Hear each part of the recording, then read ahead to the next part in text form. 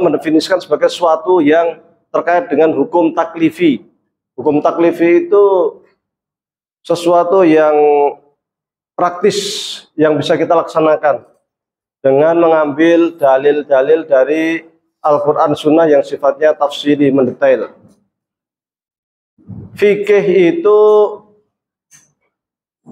dia sifatnya amaliyah, maka kemudian para ulama itu membagi hukum menjadi 5. Kalau nggak halal,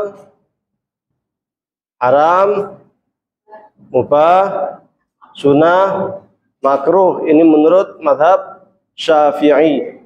Karena menurut mazhab Hanafi nanti ada 7. Ada makruh tahrimi, ada tanzihi. Ya, tapi kalau di mazhab Syafi'i ada 5. Dan kita gunakan yang 5. Nanti ada lagi di mazhab lain, di mazhab Hanafi itu fard sama wajib itu juga dibedakan. Di mazhab Syafi'i disamakan. Karena dia itu terkait dengan hukum taklifi, maka dia tidak ada hubungannya dengan kafir, muslim, mukmin. Nggak ada hubungannya. Kecuali dia ingkar. Kalau ada ingkar lain lagi. Ingkar terhadap hukum-hukum asli, hukum-hukum asal, baru nanti dianggap kafir. Tetapi kalau sekedar berbeda pendapat itu tidak nyampe pada kekafiran. Kemarin sudah kita terangkan ya, sudah pernah kita terangkan. Maka tidak ada kemudian gara-gara perbedaan fikih yang satu pakai tawasulan, satu enggak tawasulan kok kafir, itu enggak ada itu. Nah, ini enggak paham fikih berarti. Satu pakai tabarukan sama enggak kok kafir, itu enggak ada hubungannya itu. Wong itu tabaruk itu bab fikih. Maka kita harus jelas punya garis ini akidah, ini fikih. Jangan campur aduk, kacau nanti. Ketika persoalan fikih dimasukkan ke persoalan akidah, maka bab-bab yang mestinya itu haram, mubah, ya, makruh, sunnah, dan lain sebagainya, itu nanti dimasukkan karena kafir, musyrik. Ini kan masalah. Orang ziarah kubur dianggap kuburiyun, ya, dianggap penyembah kuburan. Nah, ini repot. Maka harus jelas. Jadi kalau akidah itu terkait dengan keyakinan. Kalau Imam Baqilani mengatakan akidah itu apa yang diyakini di dalam hati kita. Cuman menurut Imam Ijri harus dibuktikan melalui lisan. Tanpa dibuktikan melalui lisan, apa yang ada dalam hati itu tidak bisa dibuktikan, tidak bisa diyakini. Tapi kalau sudah terucap dengan asyhadu an la ilaha illallah wa asyhadu anna Muhammadar Rasulullah, berarti dia telah muslim. Adapun perbuatan bil arkan itu menurut paham ahli sunnah wal jamaah itu mukmilatul iman, menyempurnakan iman. Maka kalau iman kan biasa ada definisi apa yang diyakini dalam hati diucapkan dengan lisan, tapi kemudian ada dibuktikan dengan amal, ya kan? Apakah amal ini bagian dari iman? Tidak. Amal itu masuk fikih. Amal bukan masuk kepada keimanan. Maka di dalam mazhab Ahlussunnah itu biasanya berhenti di lisan. Apa yang diyakini di lisan muncul kemudian di lisan, diyakini dalam hati muncul di lisan. Itulah keimanan. Adapun amal itu mukmilatul iman, menyempurnakan keimanan. Jika amal itu dimasukkan ke dalam rukun iman atau syarat iman tadi, maka akan sangat berbahaya. Kenapa? Karena nanti orang-orang yang tidak melaksanakan hukum-hukum agama langsung hukumnya kafir, musyrik, dan lain sebagainya. Ini adalah paham daripada Khawarij, di mana Khawarij itu memasukkan hukum fikih, sebagian hukum fikih kepada masalah akidah. Maka pelaku dosa besar di dalam soalan fikih itu langsung dianggap kafir oleh orang-orang Khawarij. Muslim kok nggak sholat, kafir. Muslim nggak puasa, kafir. Muslim zina, kafir. Muslim minum khamr, kafir. Muslim membunuh, kafir. Semua dosa-dosa besar yang dilakukan oleh seorang muslim otomatis langsung menjadi kafir. Ini Khawarij. Kalau pandangan Ahlus Sunnah wal Jamaah, Asy'ariyah, ya, Asy'ariyah itu tidak, atau Maturidiyah atau Atsariyah, samalah. Ini Ahlus Sunnah wal Jamaah ini termasuk. Orang yang tidak melaksanakan hukum syariat tetapi dia masih yakin percaya dengan hukum syariat, dia muslim asi, muslim tetapi pelaku maksiat, muslim tetapi berdosa. Ya, ini yang harus kita garis bawahi. Kalau kita baca di buku-buku seperti Majmu' Fatwanya Ibnu Taimiyah, biasanya nanti dimasukkan itu, saya baru semalam tuh baca itu. Jadi arkan itu, amal itu dimasukkan ke dalam keimanan. Tapi kalau dalam praktek dalam mazhab Ahlussunnah tidak seperti itu. Karena ketika amal itu masuk ke dalam persoalan-persoalan akidah, nanti akan menjadi rancu antara persoalan akidah dengan persoalan fikih, ya. Nabi Muhammad SAW menyebarkan dakwah Islam selama 13 tahun di Mekah, 10 tahun di Madinah, berarti semuanya ada 23. Selama rentang 23 ini syariat tidak turun blek, tidak, tetapi melalui proses. Di Mekah 13 tahun lebih lama dibanding di Madinah yang hanya 10 tahun. Tetapi kalau kita melihat hukum-hukum syariat, perbandingan antara Mekah dan Madinah, ternyata fase Mekah yang 13 tahun lamanya itu justru banyak ke tauhid. Banyak urusan tauhid. Hukum-hukum fikih itu di Mekah juga ada, tetapi lebih banyak lagi di Madinah. Di Mekah sudah ada perintah kita untuk berinfak, tetapi infaknya infak sunnah, bukan zakat. Zakat turun di Madinah. Perintah sholat itu akhir periode Mekah. Tapi puasa itu juga Madinah. Haji juga Madinah. Hukum muamalah, riba, apa macam-macam itu muamalah Islamiyah itu banyak di Madinah. Meskipun di Mekah sebagian juga ada, sebagian kecil, tapi kebanyakannya di Madinah. Maka kalau kita lihat ayat-ayat Al-Quran, ya, antara Makki dengan Madani itu ada beberapa perbedaan. Kalau Makkiyah itu kebanyakan ayatnya pendek-pendek, dan urusannya akidah aja. Juz Amma, Juz 29, Juz 28 itu kan banyak ke Makkiyah itu. Itu urusannya akidah, ya. Kalau Madinah panjang-panjang, Al-Baqarah, Ali Imran, An-Nisa, panjang-panjang. Kenapa? Karena terkait hukum. Hukum itu semi prosa, istilah bahasa kita itu semi prosa. Sementara kalau Makkiyah itu kayak semi syair, semi puisi. Qul huwallahu ahad, Allahus samad, lam yalid walam yulad walam yakul lahu kufuwan ahad. Pendek-pendek. Qul a'udzu birabbin nas, malikin, pendek-pendek. Tapi kalau Madaniyah panjang-panjang. Nah, dan khitabnya Allah menyampaikan kepada penduduk Mekah sama penduduk Madinah beda. Kalau ya ayuhan nas, Maki, wahai manusia, karena orang-orang Makkiyah banyak yang masih kafir, banyak musyrik, maka ya ayuhan nas. Tapi kalau Madinah, karena penduduknya itu adalah penduduk yang sudah muslim, maka ya ayyuhalladzina amanu. Ya, ini perbedaan. Nah, ketika di Madinah ini turun hukum syariat ya. Dan kalau kita lihat hukum syariat yang terkait dengan hudud, kisos, itu justru munculnya agak belakang, bukan di depan. Yang depan itu justru yang perintah-perintah untuk muamalah maliyah, interaksi dengan sesama, akhlak. Hukum Islam itu kan terbagi menjadi sekian, ya. Jadi pertama itu antara manusia dan Tuhan, ya, tauhid, ubudiyah. Kemudian dengan sesama manusia, muamalah maliyah. Muamalah maliyah, kemudian nanti kalau ada yang terjadi tindak kriminal, itu namanya jinayat, ya. Tambah lagi nanti ada yang terkait dengan akhlak. Kalau akhlak itu sejak awal di Mekah sudah dicanangkan itu. Jadi akhlak, akidah itu sejak periode Makkiyah. Tapi yang hukum itu kebanyakan di fase Madaniyah. Perbedaan di dalam hukum fikih ini dengan hukum yang akidah tadi adalah terkait di dalam memahami dalil. Dalil-dalil terkait dengan ayat-ayat ketuhanan itu qat'i tsubut dilalah namanya, ya. Ayat-ayat yang pasti, ayat-ayat yang pemahamannya itu hanya satu. Kalau qul huwallahu ahad, kira-kira memahaminya Allah itu bisa dua enggak? Enggak bisa kan?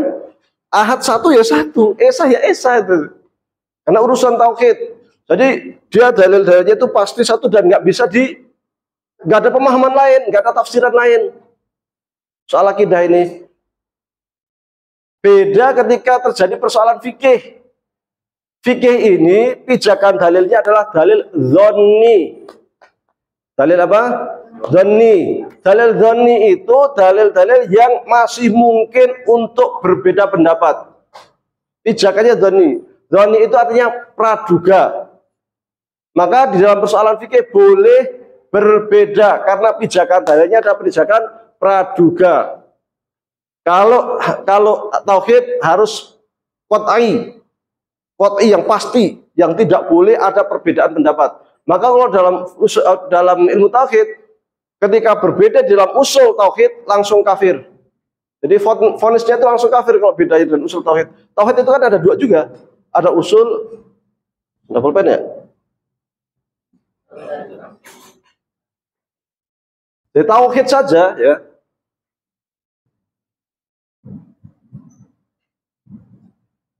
Itu masih ada yang namanya usul.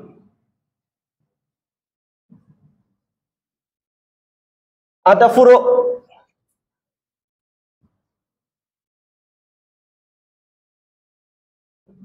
Usul itu yang terkait dengan rukun iman, rukun Islam. Kalau ingkar, langsung statusnya kafir. Tapi kalau ke furu', ini kalau beda, ini yang berbeda itu namanya ahlul bid'ah. Ini terkait dengan ayat-ayat mutasyabihat, ayat apa itu masuk ke sini. Maka Imam Abu Hasan Al-Asy'ari dalam Maqalatul Islamiyin itu membahas tauhid tetapi yang ini.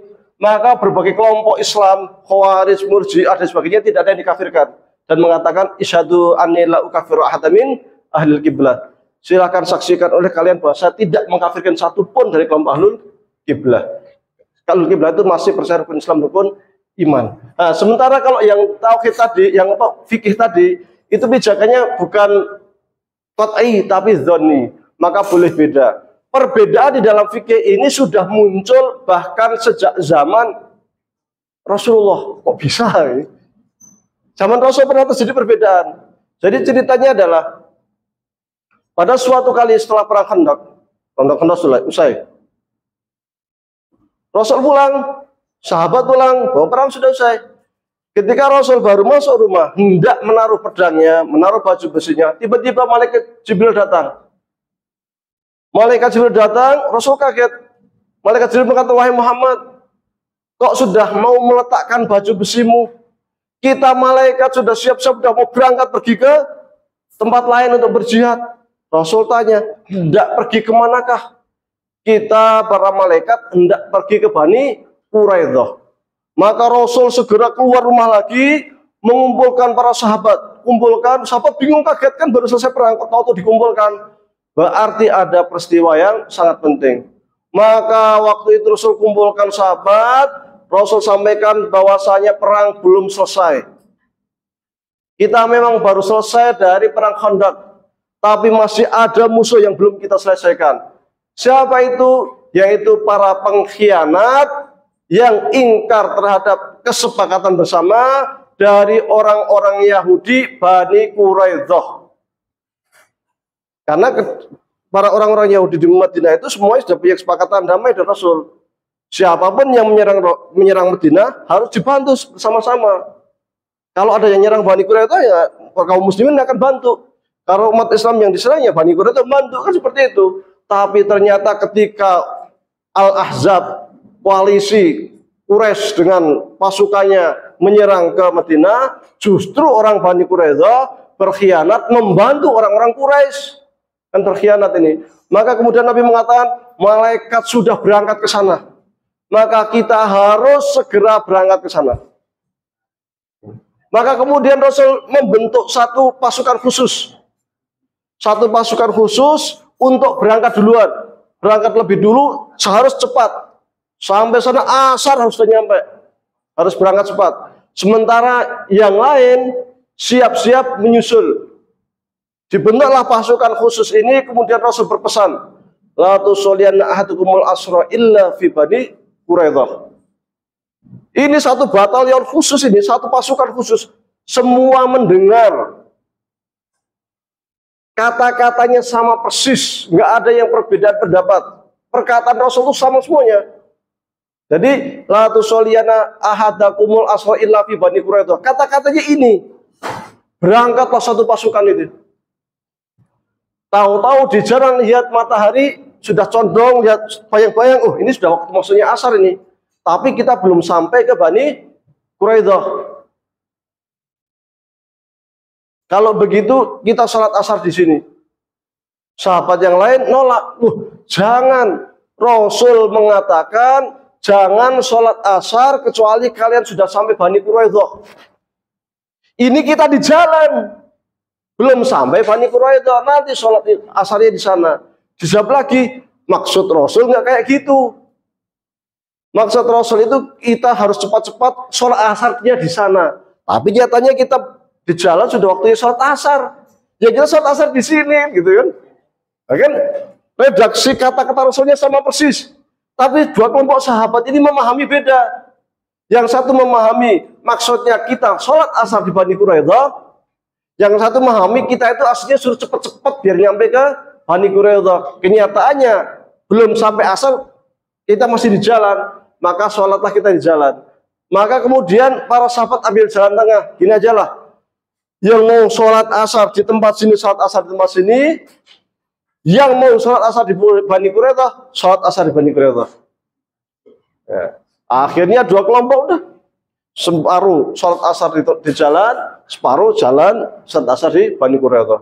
Kemudian mereka ke Bani Quraidah, ngepung Bani Quraidah, sampai kemudian datang pasukan Rasul Shallallahu Alaihi Wasallam di sana mengadakan pengepungan. Akhirnya sampai Bani Quraidah menyerah, terjadilah macam-macam. Setelah selesai, yang kelompok tadi itu ingat, oh iya ya, tadi itu kita itu di jalan sholat dua kelompok ini. Ini yang benar mana ini? Datanglah kepada Rasulullah SAW dan bertanya, ya Rasulullah, kita itu di jalan tadi itu bingung. Engkau mengatakan kamu jangan sekali-kali sholat kecuali setelah sampai ke Bani Quraidah. Di jalan sudah waktu masuk asar. Kami memahami, pemahaman kami itu ada dua. Yang satu memahami, maksudnya kita itu suruh cepat-cepat nyampe, tapi karena sudah di jalan, sudah waktu masuk sholat asar, maka sholat asar di jalan. Yang satu memahaminya, pokoknya sholat asarnya di sana. Akhirnya kita ambil jalan tengah, separuh sholat asar jalan, separuh sholat asar di Bani Quraidah. Ya Rasulullah, ini mana yang benar? Soalan fikih. Rasulullah apa jawabannya? Ini benar, yang ini benar. Jadi perbedaan pendapat di dalam persoalan fikih itu sudah dibenarkan, diiyakan oleh Rasul Shallallahu Alaihi Wasallam sendiri. Cuman memang pada masa Rasul itu kalau ada masalah kan tinggal tanya ke Rasul, selesai kan? Ada masalah tanya. Jadi persoalan-persoalan fikih itu enak. Ada yang persoalan fikih itu kan ada macam-macam. Ada yang sifatnya itu turun dari langit langsung diperintahkan kepada kita, semacam sholat, semacam puasa, zakat. Itu kan Allah perintahkan langsung. Tapi ada hukum-hukum itu bukan karena itu. Ada asbabul wurud. Asbabul wurud ya. Sebab turunnya syariat.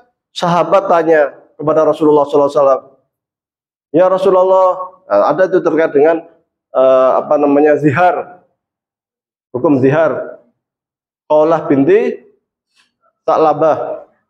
Qaulah ini suatu kali dia dizihar oleh suaminya. Zihar itu apa? Zihar itu adalah seorang suami mengatakan kepada istrinya, anti alayya kadzohri ummi. Kamu bagi saya seperti punggung ibuku. Nah, ini bahasa kiasan. Bahasa kiasan yang di masa jahiliyah ketika ada seorang suami kok mengatakan ke istrinya seperti itu, ini kinayah pisah, talak. Nah, seorang suami ini mengatakan pada istrinya anti alayya kadzohri, marah kan? Akhirnya muncullah ungkapan itu. Beberapa hari kemudian sudah baikan. Setelah baikan ngajak tidur bareng. Istrinya, oh jangan dulu. Ini kita belum tahu hukumnya ini. Jangan main-main. Wah nggak apa-apa. Jangan dulu. Bukan masalah nggak apa-apa nih hukum. Suaminya jawab, oh, nggak ada masalah. Bukan nggak masalah. Akhirnya esok harinya si istri ini mendatangi Rasulullah SAW. Ya Rasulullah, terjadi peristiwa begini. Rasul mengatakan coba tunggu esok hari barangkali wahyu turun. Untuk sekarang saya belum tahu hukumnya. Rasul pun kalau nggak tahu hukumnya bilang tidak tahu. Zaman sekarang ditanya dikit jawab semua, tanya dikit jawab semua. Modalnya Google itu kan. Itu persoalan zaman sekarang. Rasul itu nggak tahu ya, saya belum tahu. Datang esok kan. Tapi zaman kita sekarang itu banyak yang dai-dai sok tahu kan. Apapun dijawab. Sekarang jadi artis, tobat 2-3 hari tobat, pakai ini celana cingkrang, pakai jenggot, pakai apa, udah jadi ustadz itu kan, udah berfatwa gitu aja. Ini bahaya ini, karena udah hijrah. Ya, ini sangat berbahaya lah. Kita yang kadang nyantri tahunan di pesantrennya, kalau ditanya jawabnya kita masih tunggu dulu lah, tak buka dulu. Iya, padahal kita udah bertahun-tahun di pesantren, tapi kalau ditanya ya masih minggring. Tapi banyak orang-orang yang sangat berani, baru belajar Islam, besoknya sudah berfatwa, besoknya lagi sudah, oh kamu bid'ah, kamu syirik, kamu kafir gitu kan. Nah, ini masalah ini. Dan ini banyak di masyarakat kita ini. Banyak sekali. Fenomena seperti ini banyak sekali. Sehingga terjadi perpecahan di masyarakat karena ada kelompok-kelompok yang eksklusif, yang menganggap paling benar, lainnya itu bid'ah semua ini. Ya, padahal dalam urusan fikih tidak seperti itu. Ya. Nah, maka kemudian apa yang terjadi? Esok harinya tanya lagi, bagaimana ya Rasulullah? Oh, belum turun, coba datang esok lagi. Esoknya lagi datang lagi, bagaimana ya Rasulullah? Oh, belum turun juga, kan? Akhirnya kan, hola gundah itu, gundah. Ini kok belum turun, ini gimana nih? Ini nasib saya ini gimana ini? Saya ini statusnya masih istri atau sudah cerai, ya kan?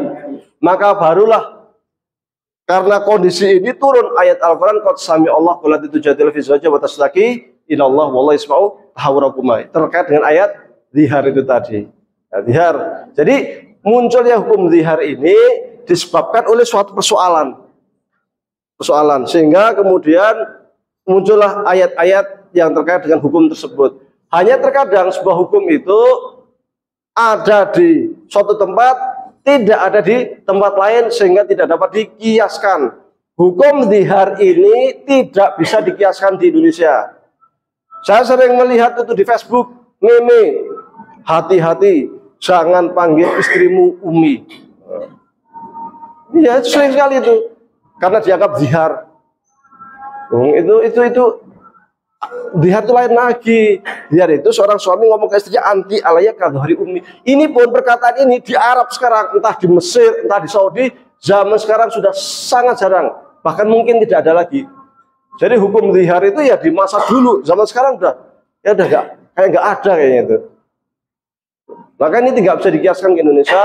Kalau bilang Umi kemudian dianggap zihar, dianggap haram, ini enggak. Orang Indonesia kan biasa manggil ibunya Umi, manggil mbok, ya, ibu, biasa saja kan gitu. Bahkan ibunya anak-anak atau apa kan gitu kan. Itu kan sekedar panggilan. Ada lagi yang mengatakan menisbatkan istri ke suaminya dianggap haram. Itu kan cuma panggilan. Namanya Aisyah Sopo kan. Aisyah Muhammad ya kan. Karena suaminya Muhammad panggilannya Aisyah Muhammad, padahal mestinya kalau dalam Islam itu Aisyah binti ayahnya kan gitu, bukan ke suaminya. Kalau sekedar panggilan tok, tidak ke nasab, itu ya nggak ada masalah. Itu namanya al-urf, tradisi. Al-adah muhakkamah, tradisi itu bisa dijadikan sebagai sandaran hukum selama itu tidak merusak tatanan hukum Islam. Jadi fikih itu terkadang seperti itu, ada yang turun langsung, ada yang berdasarkan konteks, dan fikih itu pun tidak serta-merta. Seperti ayat tentang homer, itu juga turunnya kan nggak sekaligus homer haram, tetapi sampai 3 kali. Sampai berapa kali? 3 kali. Nah, sampai untuk mengatakan bahwa inamal khamur wal maisiru dan sebagainya, itu ayat ketiga. Sebelumnya orang minum khamur biasa, kemudian orang nanya lagi sholat, imam baca surat qul ya ayyuhal kafirun, mabuk. Qul ya ayyuhal kafirun la a'budu ma ta'budun wa antum a'budun ma a'budu wa la ana a'budu ma ta'budun wa antum a'budun wa la ana muter. Kapan rampungnya itu? Suratnya pendek ora rampung-rampung kan? Maka wala taqrabus shalah wa antum sukara. Kalau mabuk jangan sholat kan gitu. Kalau selesai sholat oke lah gitu, silahkan. Tapi kalau sholat jangan mabuk. Ini kan hukum yang tidak serta-merta. Sampai kemudian Umar minta ke Rasul, minta ketegasan, ini khamar itu nggak mungkin kok halal ini. Ya Rasulullah, coba apa sebenarnya ketegasan khamar itu hukumnya apa? Sampai kemudian muncul innamal khamru wal maisiru wal ansab wal azlamu rijsun min amali syaitan fastanibu. Haram kan? Haram. Jadi kenapa kok hukum itu kadang periodik, kadang pelan-pelan? Karena sifat manusia itu kalau langsung itu berat. Ya, sesuatu yang sudah menjadi kebiasaan tradisi untuk kemudian dihukumi langsung itu berat. Maka perlu kemudian periodik pelan-pelan. Sama di Jawa, para wali ketika hendak menghilangkan budaya-budaya lokal yang berbau syirik, tidak langsung semuanya haram, enggak gitu. Pelan-pelan kan. 7 hari, 7 hari rapopo kan itu kan. Sementing dungane beda kan itu tujuannya beda, akhirnya dibuat doa-doa, zikir-zikir. Nah tetap masih 7 hari. Kepatang puluh dina ya ono, 100 dina ya ono, 1000 hari juga ada. Itu bukan tradisi Islam. Di Mesir nggak ada, di Saudi nggak ada. Itu tradisi Nusantara, tradisi Buddha Hindu itu. Tapi kalau kemudian langsung wah ini haram, nggak boleh, bersih, abot, maka dibuatlah hukum pelan-pelan itu tadi. Wes ora apa-apa, tetapi tujuannya nggak begini. Bukan kemudian nyembelih kebunya dibuat sajen, kemudian dilarung atau diapa enggak. Tapi pakai Pak Pitik, nunggu bareng, makan bareng, kan gitu. Nah ini kemudian jadilah acara tahlilan, kan gitu. Ini kan hukum periodik gitu, supaya tidak merubah perilaku masyarakat itu dengan serta-merta. Karena sesuatu yang sudah menyatu berlaku itu mau merubah itu berat. Dan itu juga diungkapkan oleh Imam Al-Ghazali dalam Muqaddimah kitab Al-Mustasfa juga sama ngomong gitu. Jadi dalam kitab Al-Mustasfa itu Ghazali bilang ini, saya tuh pengen nulis kitab usul fikih, kata dia, yang lepas dari ilmu mantik. Karena usul fikih saat ini sudah tercampur dengan ilmu mantik. Tapi tradisi, nah dia bilang gitu, tradisi itu sudah sangat menyatu. Kalau nulis usul fikih itu harus pakai ilmu mantik. Makanya saya masukkan ilmu mantik. Tapi sesungguhnya ilmu mantik itu bukan bagian dari usul fikih. Ya, itu Ghazali itu. Jadi Ghazali pun ngakui bahwa sesuatu yang sudah menyatu di dalam masyarakat atau bahkan sebuah cabang ilmu itu susah. Maka kemudian harus pelan-pelan. Maka di dalam Islam tidak serta-merta tradisi itu haram, tetapi tradisi itu dilihat yang sesuai dengan syariat Islam boleh, yang tidak sesuai dengan syariat Islam dihilangkan. Tradisi yang sudah ada yang memang tidak, yang baik-baik saja, silahkan untuk dilanjutkan ya. Nih, pada masa ketika Rasul Shallallahu Alaihi Wasallam meninggal, maka kaum muslimin dipimpin oleh Khalifah Abu Bakar. Abu Bakar ini cuma 2 tahun. 2 tahun. Dan Abu Bakar ini disibukkan oleh persoalan politik.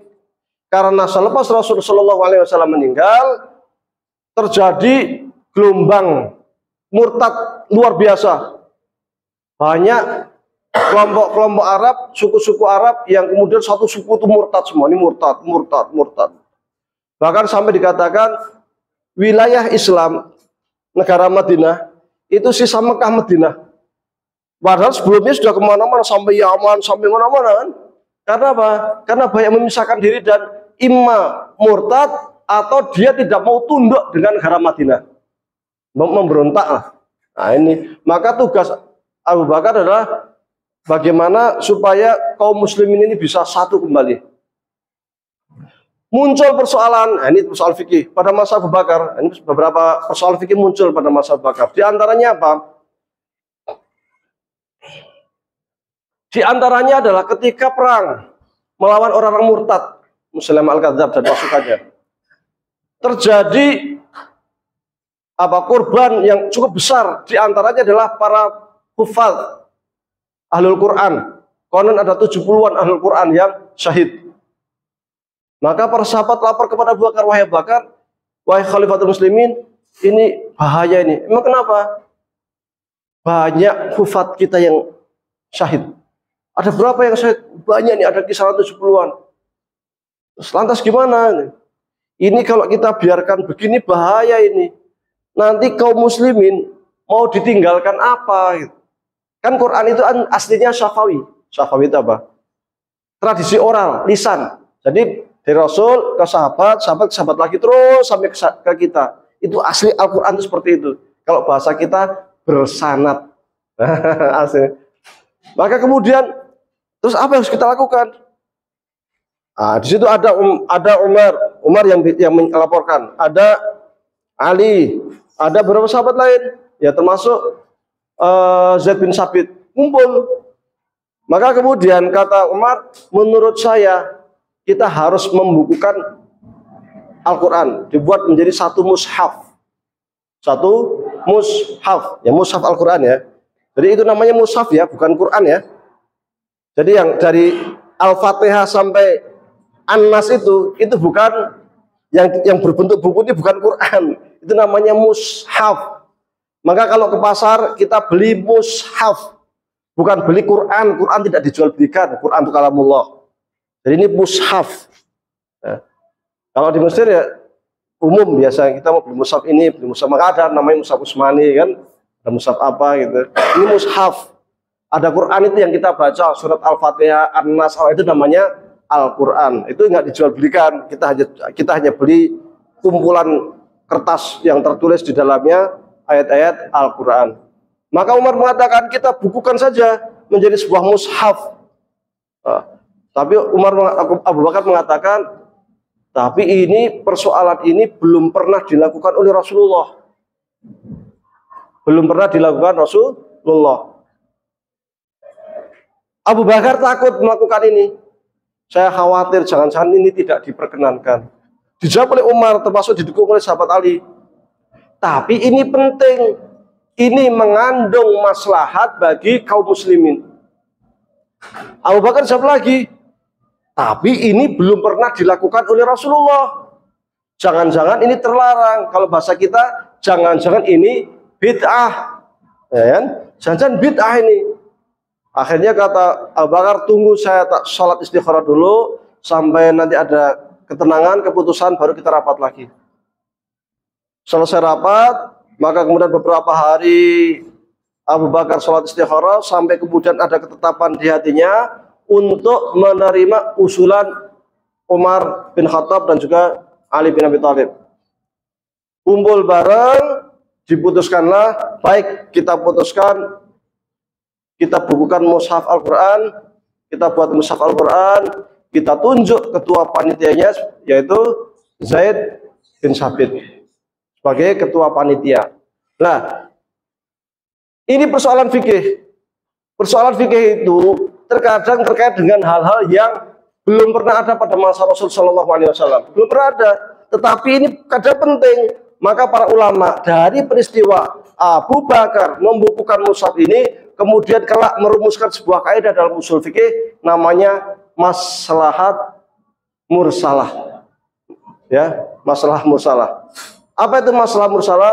Sesuatu yang mengandung maslahat, tapi kadang Rasul belum tentu mencontohkan. Contohnya ada zaman sekarang banyak.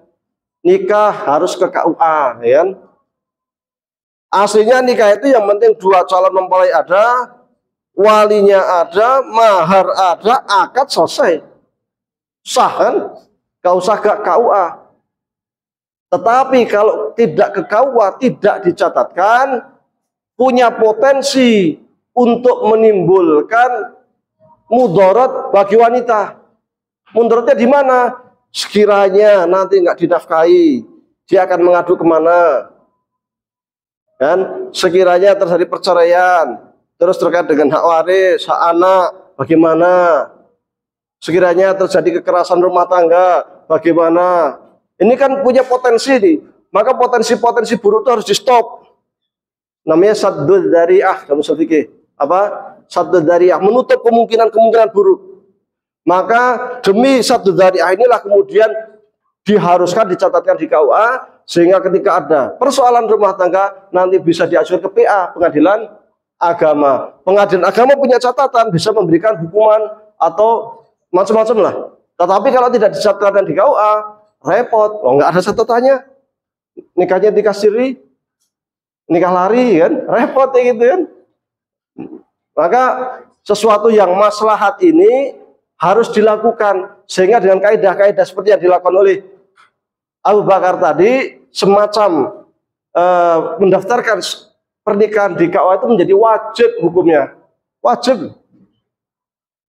Andai kata nggak dicatatkan, ya tetap sah nikahnya, tetapi berdosa. Kenapa? Karena tidak taat ulil amri, dan ini menjadi persoalan yang penting untuk melindungi potensi hal-hal buruk yang tidak diinginkan dalam rumah tangga. Dan ada konsep juga menutup hal-hal buruk, yaitu satu dzari'ah.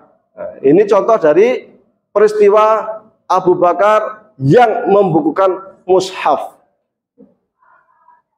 Ada juga peristiwa lain pada masa Abu Bakar, yaitu suksesi kepemimpinan. Ini persoalan fikih. Awal-awal Rasul meninggal, itu sahabat yang ngumpul di Bani Sakifah itu. Kita akan milih pemimpin. Yang ramai itu pemilihannya itu. Sampai kemudian ada yang mengatakan Abu Ubaidah yang wilayah, ada yang mengatakan Umar, ini macam-macam lah. Sampai akhirnya ditetapkan Abu Bakar sebagai Khalifatul Muslimin. Nah, cara pemilihan pemimpin ini belum pernah ada pada masa Rasul. Rasul kan sebagai seorang nabi, seorang pemimpin. Rasul meninggal, umat Islam butuh pemimpin. Karena waktu itu para sahabat itu sadar sekali, sangat sadar bahwa persoalan bahwa seorang nabi itu bukan hanya posisinya sebagai nabi, bukan hanya posisinya sebagai rasul, tapi Nabi Muhammad SAW posisinya juga sebagai kepala negara. Maka ketika Rasul meninggal, nubuah intaha, selesai penabian, risalah selesai, tapi harus ada pengganti yang dari si kepemimpinan itu. Jadi Rasul sebagai nabi selesai, sebagai rasul selesai, tetapi sebagai seorang pemimpin harus ada yang menggantikan. Kalau nabi nggak bisa digantikan, nubuah tidak bisa digantikan. Nah, ini kan kemudian melakukan suksesi bersama. Ini juga terkait dengan persoalan fikih yang kemudian dibahas oleh ulama kalam dalam bab al-imamah kalau terakhir. Nah, kalau ahlu sunnah tidak, ahlu sunnah masuk dalam persoalan fikih, sehingga persoalan-persoalan kepemimpinan itu di dalam ahlu sunnah semuanya masuk ke ranah fikih semua.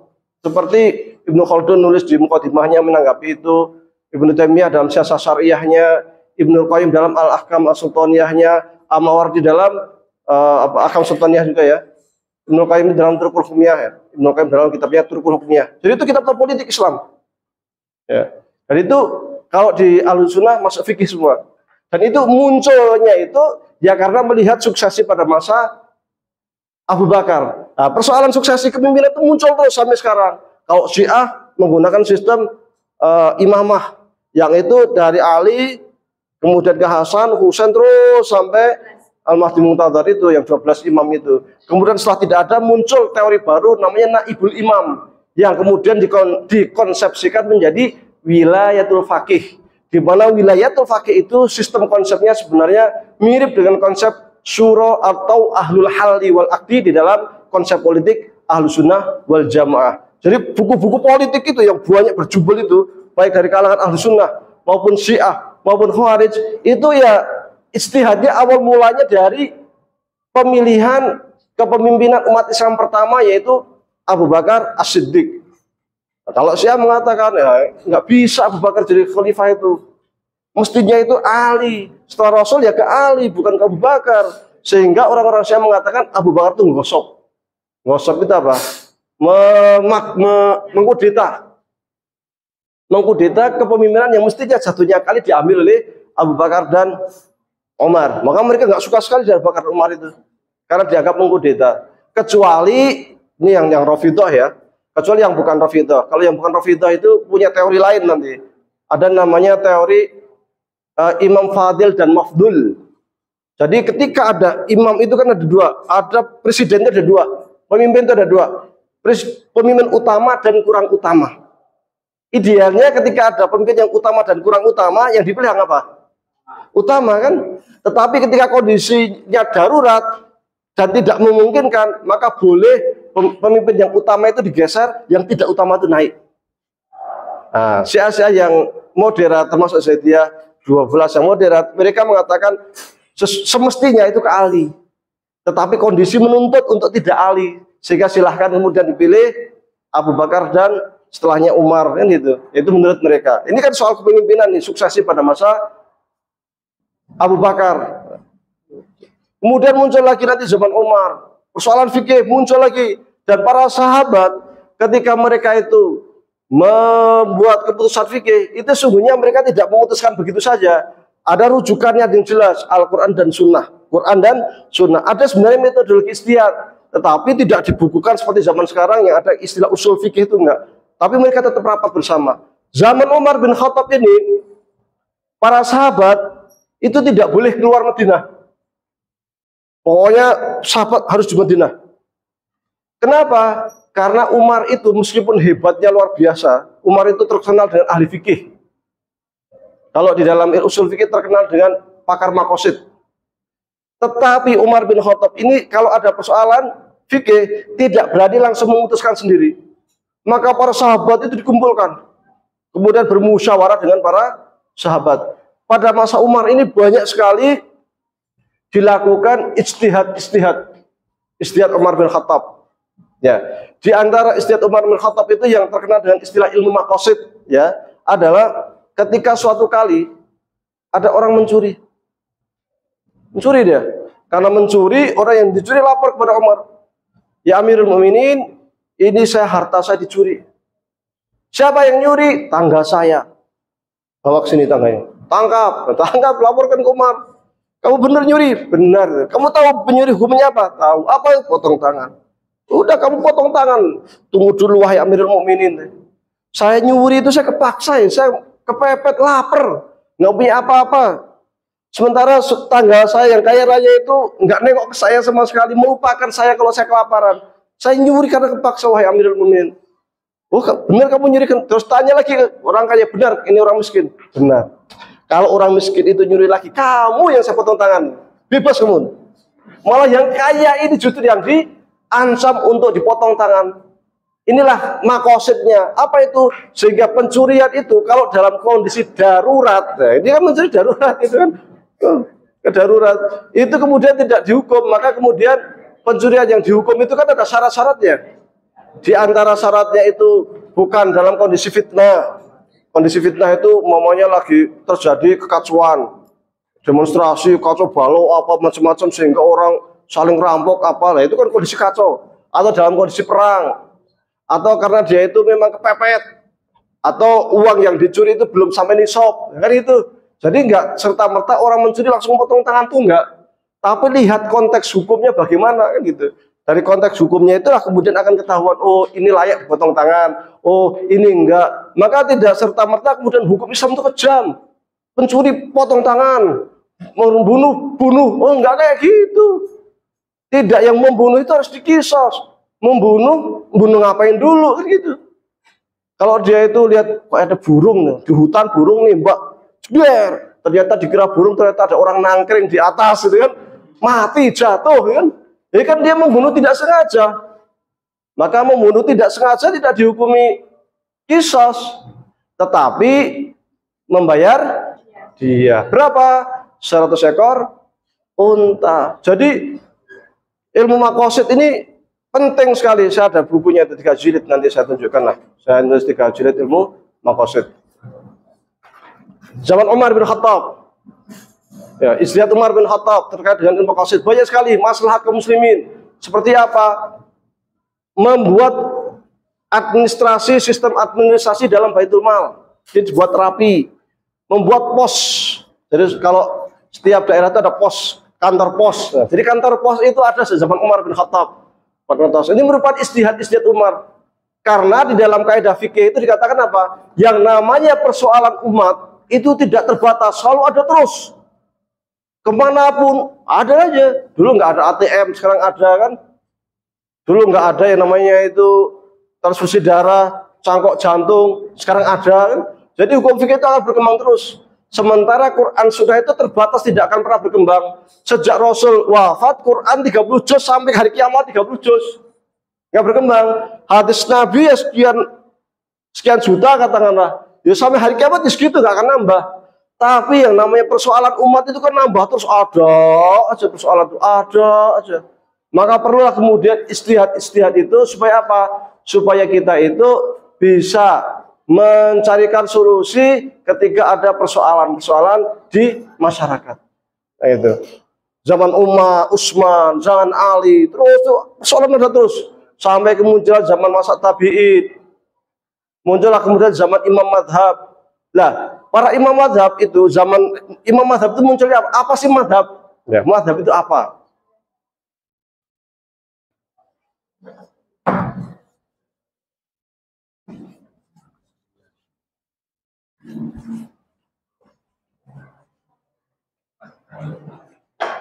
Madhab itu dari kata-kata ma zahaba ilaihi, pendapatnya si fulan, ya, pendapatnya si fulan. Madhab,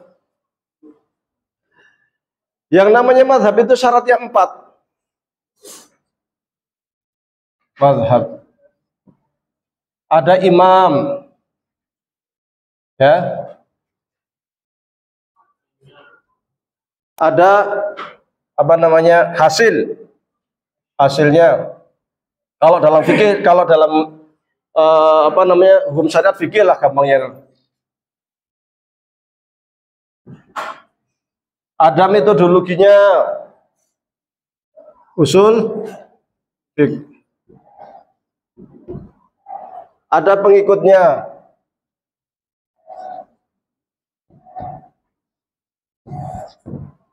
Al-muttabi'un. Dan baru ada mazhab. Wah, yang namanya mazhab itu mazhab ilahi, pendapat si fulan. Maka kalau kita bilang mazhab, itu harus jelas. Anda bicara mazhab apa? Karena mazhab itu bisa jadi mazhab fikih, bisa jadi mazhab kalam, bisa jadi mazhab tasawuf, bisa jadi mazhab bahasa. Mazhab apa dulu? Dan jangan campur adukkan ini. Ketika dicampur adukkan akan kacau, rancu. Pernah suatu kali saya dapat slide, ya, seorang dai Muhammadiyah juga, Muhammadiyah. Saya lihat, saya baru buka langsung, ulama kita dulu itu tidak bermazhab. Saya kaget, bagaimana? Di dalam fikih ada jelas, di dalam akidah zaman setelah Imam Ali wafat itu ada Syiah, ada Khawarij, ada macam-macam, ya kan? Itu kelompok-kelompok itu ada banyak sekali. Tapi jangan dicampur adukkan, nanti kacau. Bisa jadi orang fikihnya Syafi'i, akidahnya bukan Syafi'i, akidahnya mazhab akidah, ya, maunya akidah, ya. Ini habis, ya. Di akidah itu ada Ahlussunnah, ada namanya Khawarij, ada Syiah, ada Mu'tazilah, ada Murji'ah, dan lain-lain lah. Ada Qaromitoh dan sebagainya. Nah, bisa jadi di dalam mazhab fikihnya, ya, mazhab fikih itu nanti kan mazhab fikih itu ada banyak, ya, mazhab fikih itu ada zaman dulu itu ada 70-an mazhab. Berapa? Wakah, ya? Kita tahunya cuma 4 mazhab, ya. Nah, iya, ada mana Syafi'i, jadi ada Hanafi, Maliki, Syafi'i, Hambali, apa lagi? Zaidi, Ja'fari, Ibadi, ya, apa lagi? Zahiri, Auza'i, Tabari. Oh, banyak mazhab itu. Kalau kita di Mesir kita yang kita pelajari 8. Kita di Al-Azhar yang kita pelajari 8. Hanafi, Maliki, Syafi'i, Hambali, ya. 4, ya kan? Yang terkenal kan 4 nih. Zahiri, Zaidi, Ja'fari, Ibadi. 8. Zahiri itu dari Daud, siapa namanya, Imam Daud Az-Zahiri, yang kemudian nanti dikembangkan oleh Ibnu Hazm Az-Zahiri. Kalau Ja'fari itu Syiah, Ja'fariyah. Biasanya kalau akidahnya itu Syiah apa namanya 12. Zaidi dari Syiah Zaidiyah. Ya. Ibadi itu dari Khawarij. Ibadi, Khawarij yang mu'tadil, yang moderat, itu kebanyakan di Yaman. Ya. Kalau Zaidi di Yaman. Kalau Ja'fari di Iran sama di Irak. White itu Ja'fari. Syafi'i di Nusantara sama Afrika Timur. Hanafi di Asia Tengah, Turki, Asia Tengah, India, Pakistan. Maliki di Afrika Barat. Hambali di Teluk sedikit. Nah, jadi tempatnya itu perkembangannya ngelompok-ngelompok gitu. Bisa jadi fikihnya itu Syafi'i, akidahnya belum tentu Ahlus Sunnah loh. Ada yang Mu'tazilah. Contoh siapa? Qadhi Abdul Jabbar, pengarang usul fikih yang sangat terkenal dan muridnya Husain Al-Basri, pengarang kitab usul fikih yang juga sangat terkenal, namanya Al-Ihkam. Ya. Itu Mu'tazilah. Al-Mu'tamad, maaf ya, Al-Mu'tamad fi usul fikih karya Husain Al-Basri. Jadi Al-Mu'tamad sama Al-Ahdu itu dua usul fikih Mu'tazilah yang sangat terkenal. Syafi'i, tapi ininya Mu'tazilah akidahnya. Beda kayak mamanya Al-Mustasfanya Ghazali atau Al-Burhannya Imam Haramain, usul fikih ya. Itu Syafi'i tetapi Ahlus Sunnah wal Jamaah Asy'ariyah. Jadi kadang antara ini dengan ini beda. Meskipun umumnya yang mazhab-mazhab ini ke sini. Ya, yang kayak Hambali, Maliki, Syafi'i apa biasanya Ahlus Sunnah wal Jamaah. Tetapi tidak mutlak juga. Tidak mutlak juga. Ada yang ke Mu'tazilah juga. Gitu. Maka ketika kita bilang mazhab apa dulu? Jangan dicampur aduk. Nanti kacau. Anda bisa mazhab fikih atau mazhab tasawuf atau mazhab kalam atau mazhab bahasa. Ya, bahasa pun ada mazhab. Kalau kita buka Alfiah Ibnu Malik ya, ada Basriyin ya, ada Kufiyin, nanti ada Sibawayh, ada Ra'yun Syadz ya. Dan Alfiah itu padahal itu bahasa, ada mazhabnya juga gitu. Ya. Dan mazhab itu sebenarnya itu umum. Kan mazhab ilaihi. Sekarang ya kalau di Rusia mazhabnya apa dulu kan yang terkenal Marxisme ya kan. Kalau sekarang demokrasi ya demokrasi liberal. Itu kan mazhab juga itu. Sosialis, itu mazhab juga itu. Cuman mazhab dalam politik dan ini munculnya di barat kan gitu. Imamnya siapa? Sama imamnya sih Marxis, Karl Marx imamnya kan. Ya Lenin, Mao gitu kan, Stalin. Nah, mereka punya konsepnya itu kemudian diikuti oleh banyak orang, jadilah sebuah mazhab. Jadi mazhab itu sebenarnya bukan monopoli umat Islam. Semua yang punya pendapat kemudian diikuti oleh orang banyak, itu namanya mazhab. Makanya ada yang kemarin belum lama kita dengar ya, mazhab Soekarno. Punya mazhab juga. Jadi mazhab Soekarno itu. Dia punya konsep barangkali kan, ada pengikutnya, ya sebuah mazhab. Bisa ya, bisa saja. Para Soekarnoisme kan. Pada masa tabi'in sudah mulai bermunculan ini fikih ini. Dan antara satu imam dengan imam lain dalam soal fikih itu sering terjadi perbedaan. Imam Hanafi yang lahir tahun 80 Hijriah. Kemudian Imam Malik yang lahir tahun 90 Hijriah. Imam Syafi'i yang lahir tahun 150 Hijriah. Imam Hambali, Ibnu Hambal yang 100 berapa 60 berapa itu Hijriah. Ini tuh. Jadi imam-imam lain dan antara satu imam dengan para imam ini itu sering terkait. Imam Hanafi itu ternyata rekanan dan pernah belajar, rekan itu kawan ya, dengan Imam Zaid dan pernah belajar dengan Imam Zaid dan pernah belajar dengan Imam Ja'far Shadiq. Imam Zaid ini Zaidiyah, Ja'far Shadiq itu Ja'fariyah. Fikihnya nanti saya punya fikih Ja'fari. Oh, berapa jilid itu? 16 jilid, 18 jilid.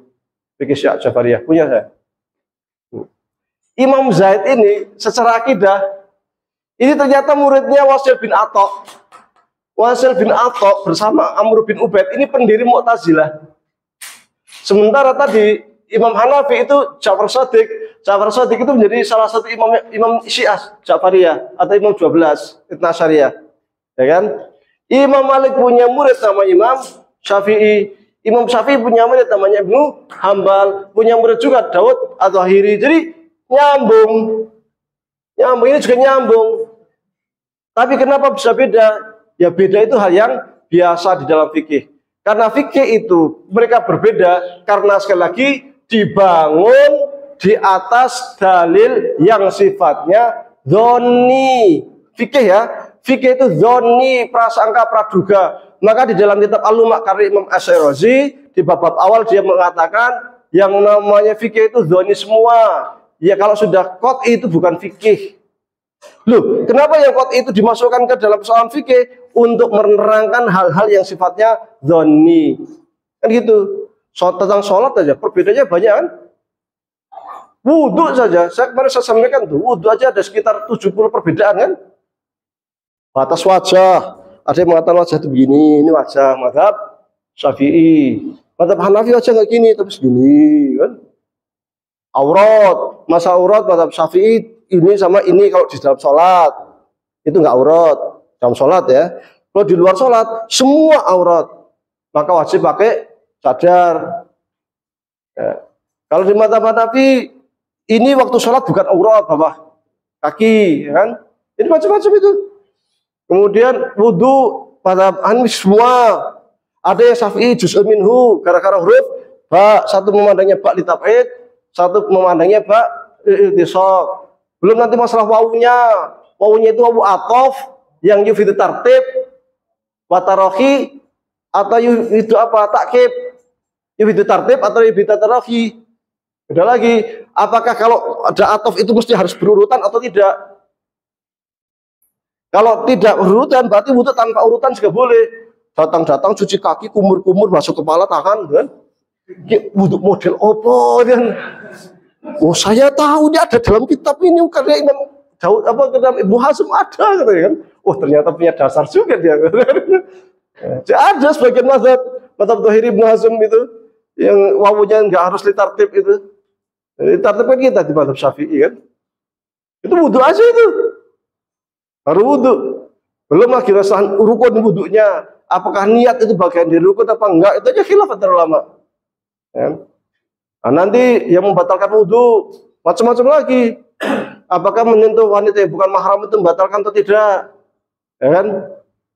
Dan lain-lain. Wah, luar biasa. Jadi perbedaan itu luar biasa. Bab najis yang mazhab Syafi'i kalau dijilat anjing mughaladzah pakai 7 kali cuci pakai debu salah satunya pakai debu ya. Cuci pakai air 7 kali salah satu pakai debu mazhab Syafi'i. Maliki ternyata kalau air liur apa anjing jatuh nggak najis. Wah, temen itu. Iya. Nah, itulah fikih. Maka kita di dalam urusan fikih itu nggak boleh ngotot-ototan. Fikih itu biasa beda. Ora kunut. Mas, yuk bener ora kunut. Mazhab Hanafi ora kunut kan gitu. Bahkan kalau kita itu membaca kitab mazhab Syafi'i saja, ya, baca aja kitab Fathul Qorib, syarah takrib. Lenturnya luar biasa. Lenturnya luar biasa. Jadi selama rukun sholat itu dilaksanakan, meninggalkan hay'ah sah, namanya saya sholat. Allahu Akbar. Langsung baca Fatihah. Setelah baca Fatihah, langsung rukuk, sujud. Jangan gini aja, nggak baca surat-suratan, nggak baca doa iftitah, langsung sujud. Nggak baca doa. Cuman yang dibaca cuman rukun kaulis tok. Fatihah sama tahiyat akhir tok. Selebihnya nggak baca apa-apa. Nggak angkat tangan aja males. Itu sholatnya sah loh. Iya sah itu. Karena meninggalkan hay'ah.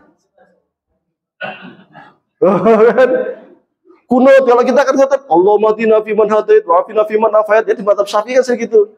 Kalau kita baca Fathul Qorib, kunut atau jadi imam subuh orang Muhammadiyah nggak bisa kunut.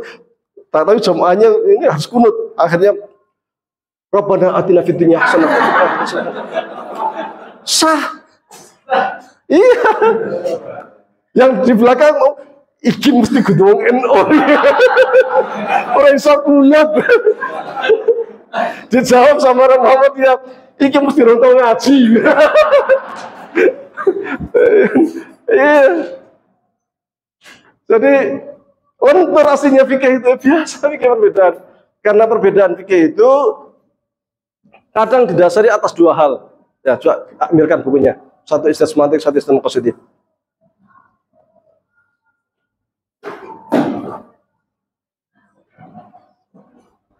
Istinad mantik. Nah, ini ada 2 buku. Ini sudah berapa menit nih? Jangan-jangan udah kelewatan ya.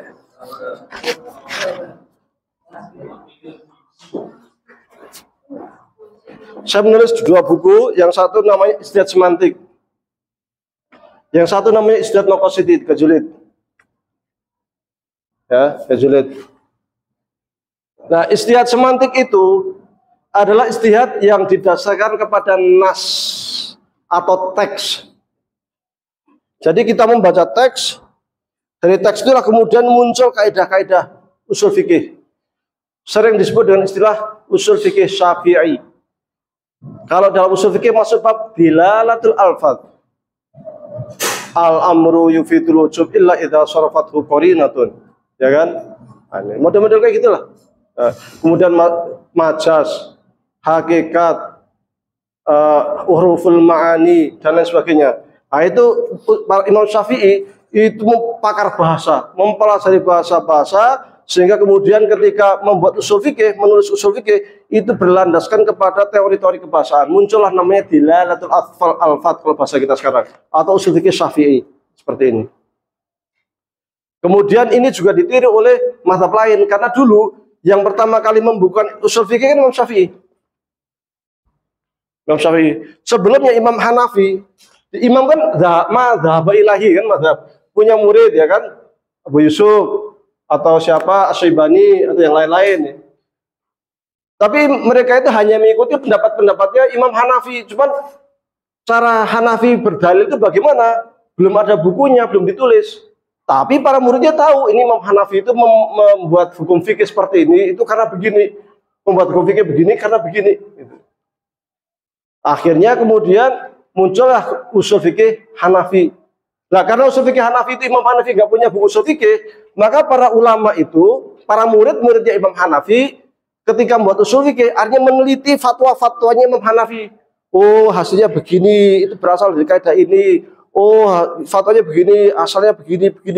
Akhirnya terumuskanlah usul fikih Hanafi yang dia itu berdasarkan penelitian dari fatwa-fatwa atau fikih-fikih Imam Hanafi itu menjadi usul fikih. Maka usul fikih Hanafi itu ciri khasnya sangat aplikatif. Sangat aplikatif. Dekat sekali dengan fikih. Karena dia hasil dari penelitian fikih. Beda dengan usul fikih yang Syafi'i. Dia itu berangkat dari sebuah teori. Makanya kalau belajar usul fikih Syafi'i itu kayak belajar filsafat.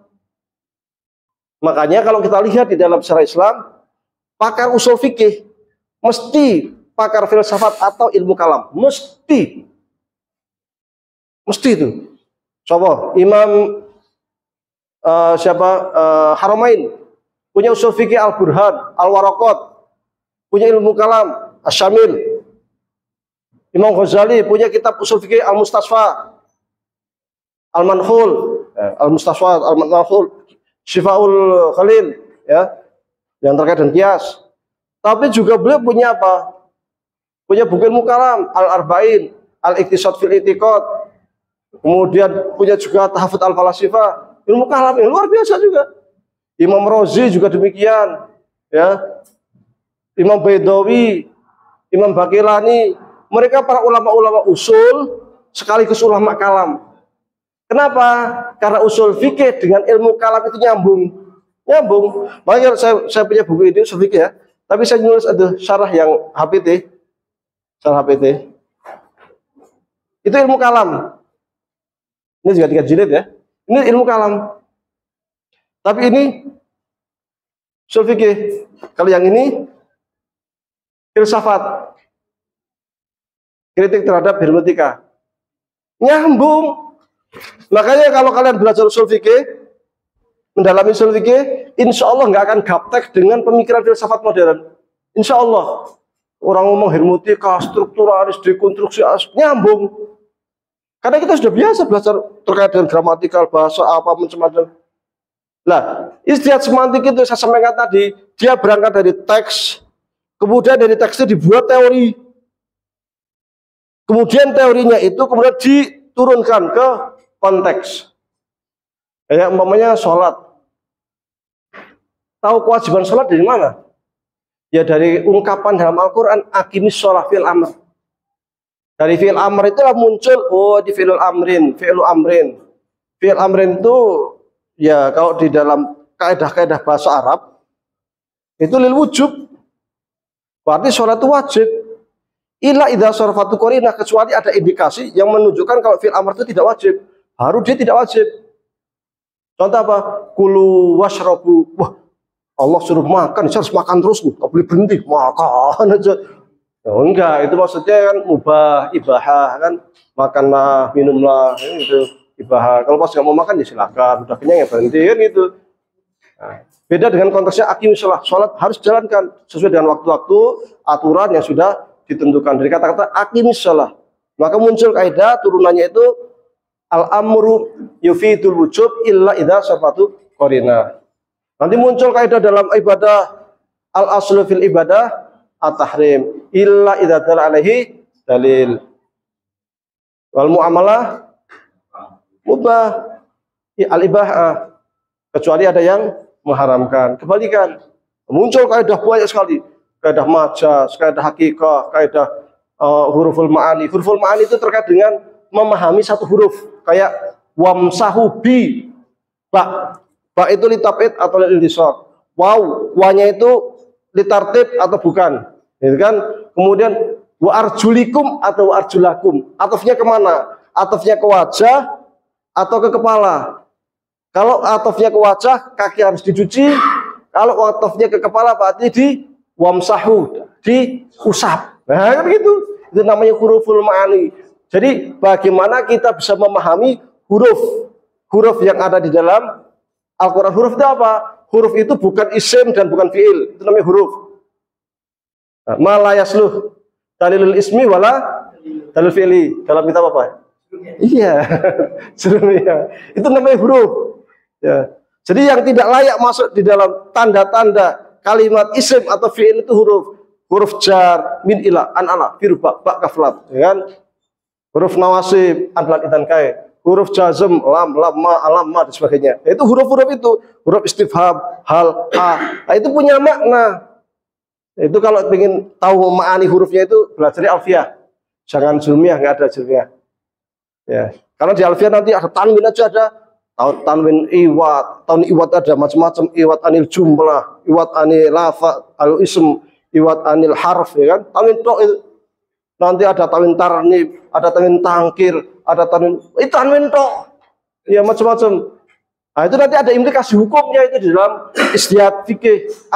Ada alil ta'rif, alil jinsi, alil istighraq, tok itu. Dan macam-macam lagi. Maka al-islil isti'la, li apa dan sebagainya. Nah, itu nanti di dalam usul fikih masuk dalam namanya huruful ma'ani, yang fungsinya itu mereteli huruf-huruf itu. Dipreteli, kemudian implikasi hukum fikihnya apa. Maka usul fikih itu berat. Maka kalau pengen belajar usul fikih, bahasa Arabnya harus bagus. Pokoknya Alfiyah Syarah Ibnu Aqil tidak boleh ditawar. Harus itu pelajari. Ya, itu nggak bisa ditawar itu. Berdasarkan pengalaman saya begitu.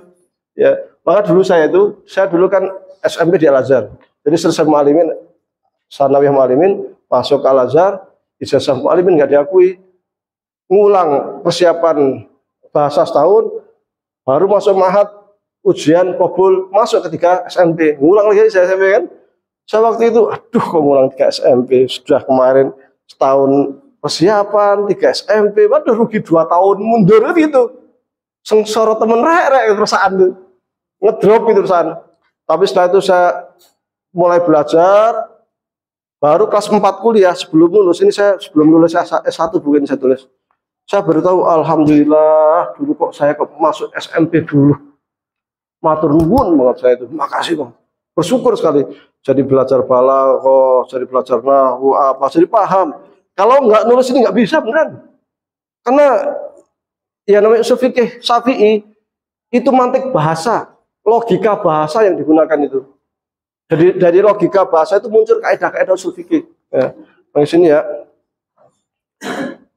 Mafhum mukhalafah, mafhum aja banyak sekali. Ilmu dilalah, kemudian khos, am dan musyarak. Kemudian amr, nahi, ya, umum, khusus, mujmal, mufassal dan sebagainya itu. Termasuk balaghah nanti masuk di sini. Balaghah. Karena nanti masuk ke isti'arahnya, masuk ke majasnya itu majas apa, itu nanti punya indikasi hukum semua dalam usul fikih. Maka kalau ingin jadi pakar usul fikih, yaitu alfiyah itu nggak bisa ditawar, belajar balaghah juga nggak bisa ditawar, badik, bayan, ma'ani wajib kuasai. Nggak nguasai badik, bayan, ma'ani jadi usul fikih, nggak bisa. Ini ilmu semantik.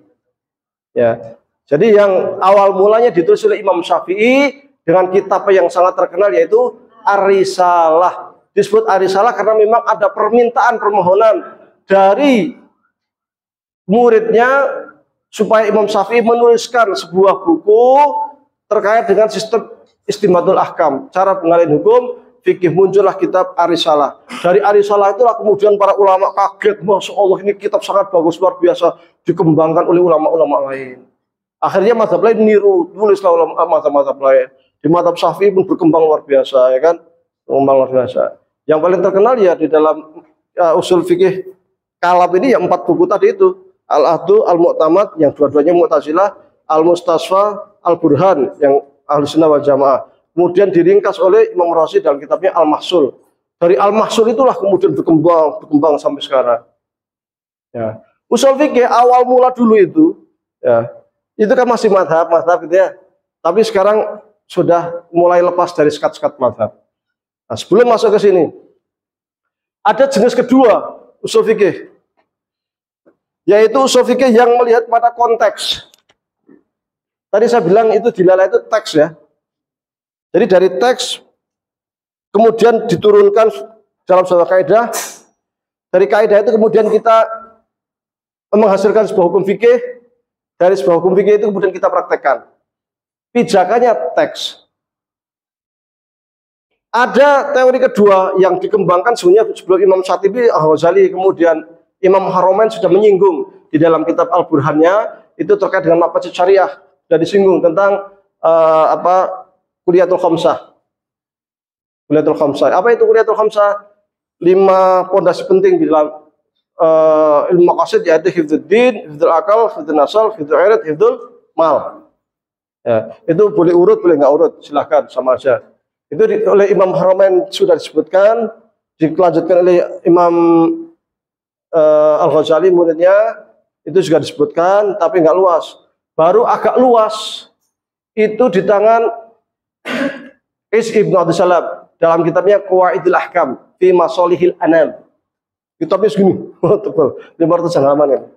Di rumah saya ada di perpus. Nah, kalau yang pengen lihat bukunya bentuknya kayak apa ada, atau bisa download di Google banyak.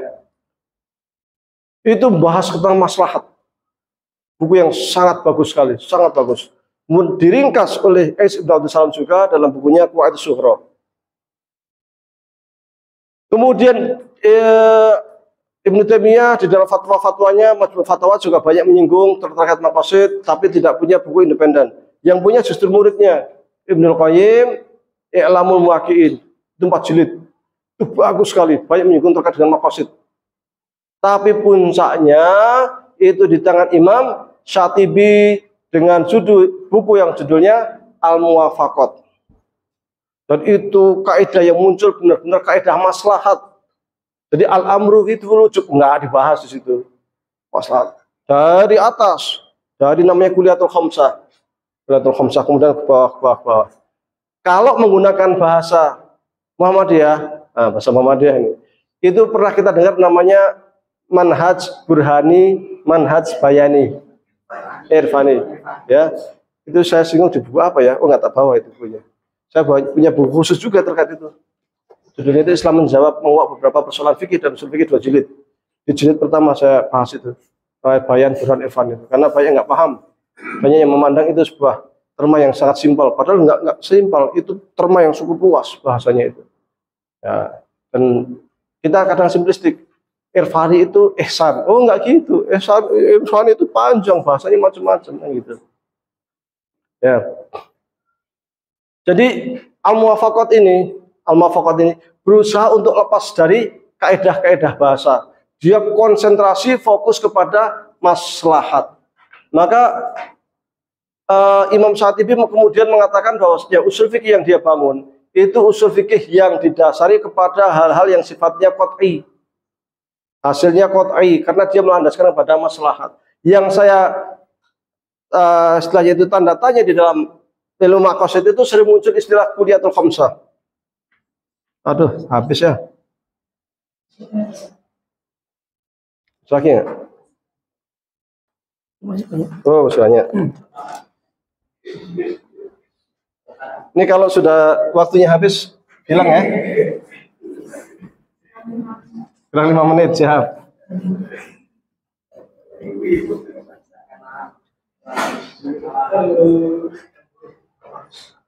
Ini panjang nggak kelar-kelar nih.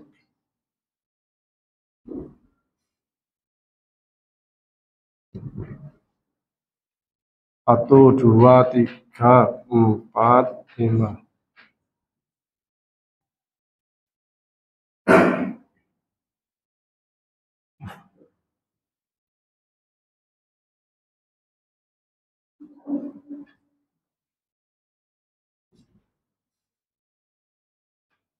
Apa?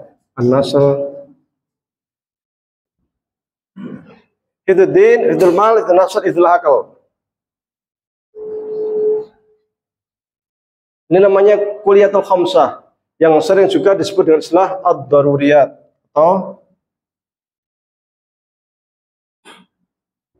karena kan hierarkinya nanti ada ad-daruriyat, ada hajiyat, ada tahsiniyat.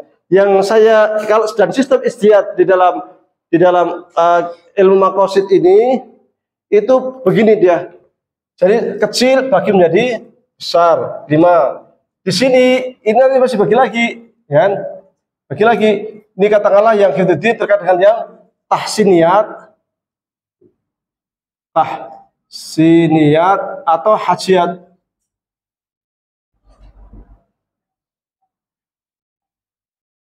Sini juga sama.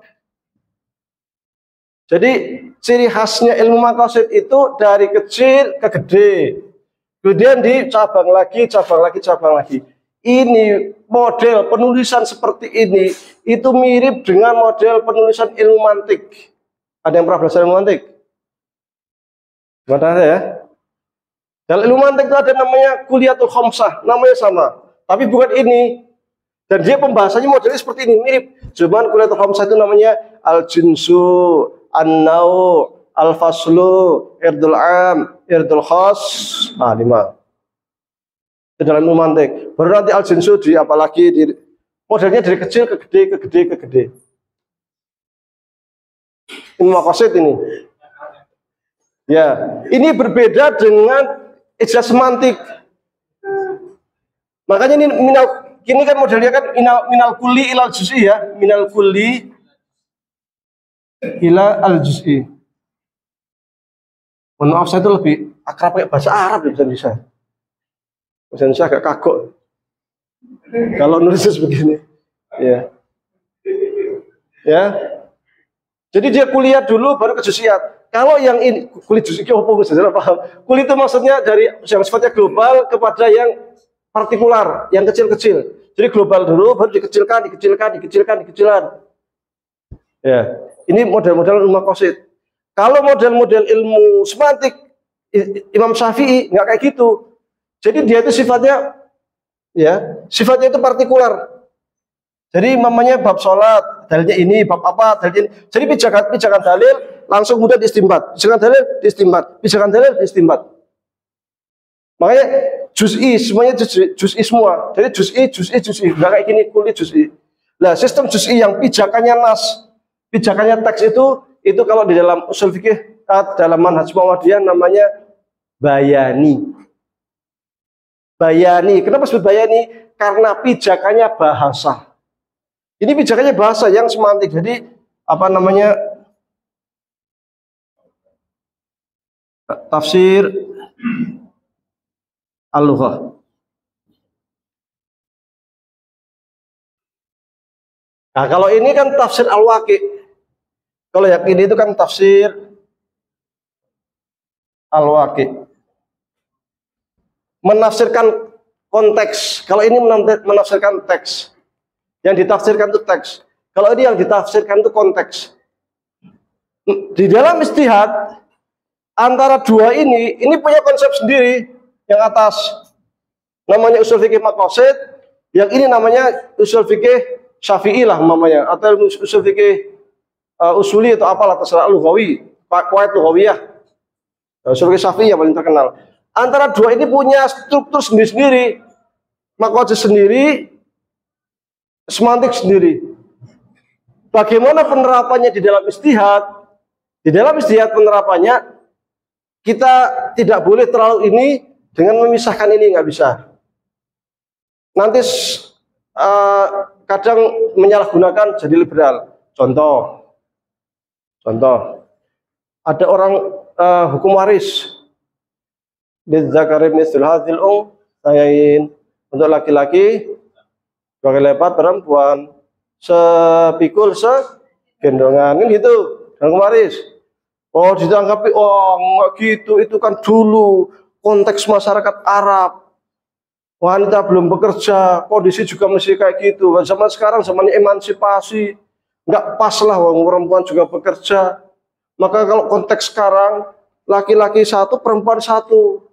Itu sesuai dengan keadilan, sesuai dengan maqasid. Nah, ini bukan maqasid. Itu namanya hermeneutika. Nanti konsepnya beda. Karena kadang sering dicampur adukan antara hermeneutika dan usul fikih. Bagi yang kita yang pernah belajar usul fikih secara agak detail, ketika membaca insya Allah paham, ini orang ini pakai hermeneutika, bukan maqasid. Kalau Anda baca bukunya Fikih Kebinekaan, yang ada tulisan khusus yang ditulis oleh Amin Abdullah. Di situ Amin Abdullah dikit dalam ilmu maqasid, dikit dalam ilmu maqasid. Saya cek baca ini bukan maqasid, ini hermeneutika ini. Makanya kemudian saya kantor pendapatnya Amin Abdullah, karena mengatasnamakan ilmu maqasid padahal bukan maqasid tapi hermeneutika. Nah, dia bilang zaman dulu itu pas lah kalau laki-laki satu, perempuan dua. Zaman sekarang nggak pas, konteksnya berbeda, maslahatnya beda. Contoh hukum potong tangan. Potong tangan zaman dulu ya layak, zaman masih barbar kan gitu. Dan sekarang ya bertentangan dengan hak asasi manusia. Sejak kapan hak asasi manusia jadi sandaran hukum kan? Nggak pernah dalam hukum Islam. Itu saya sebutkan di ilmu maqasid saya itu, tentang hak asasi manusia dan hukum Islam itu. Nggak ada itu. Ini kan mengatasnamakan maqasid, padahal nggak itu. Justru hukum potong tangan itu untuk hifdzul mal min haitsu al-wujud atau al-adam. Ya gitu kan gitu. Jadi potongan itu untuk hifdzul man min haitsul adam. Supaya harta itu tidak hilang, maka pencuri harus dihukum potong tangan. Kan gitu.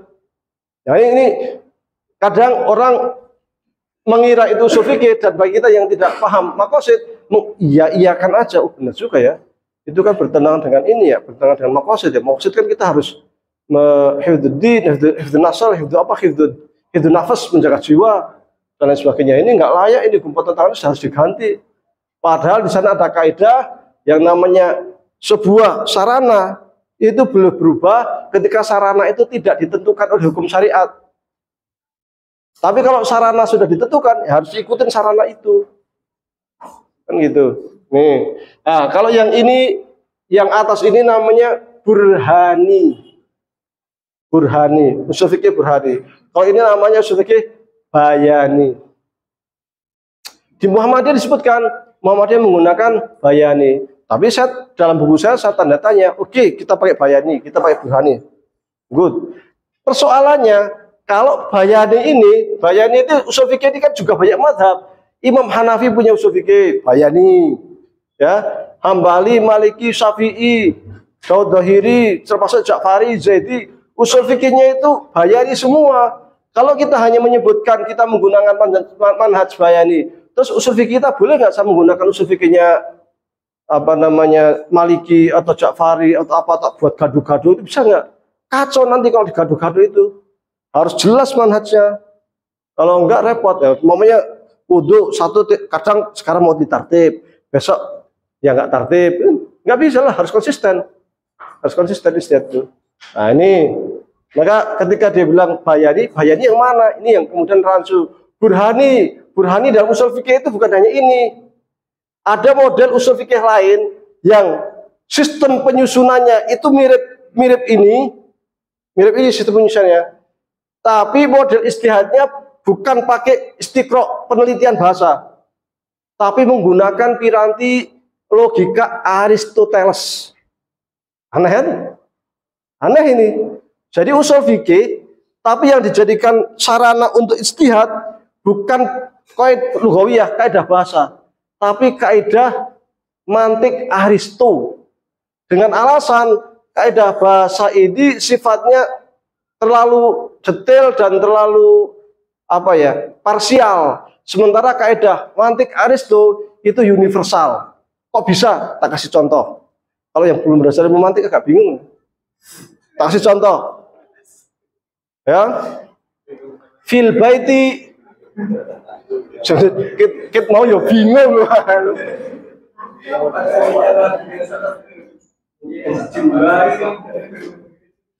Fil baiti Muhammadun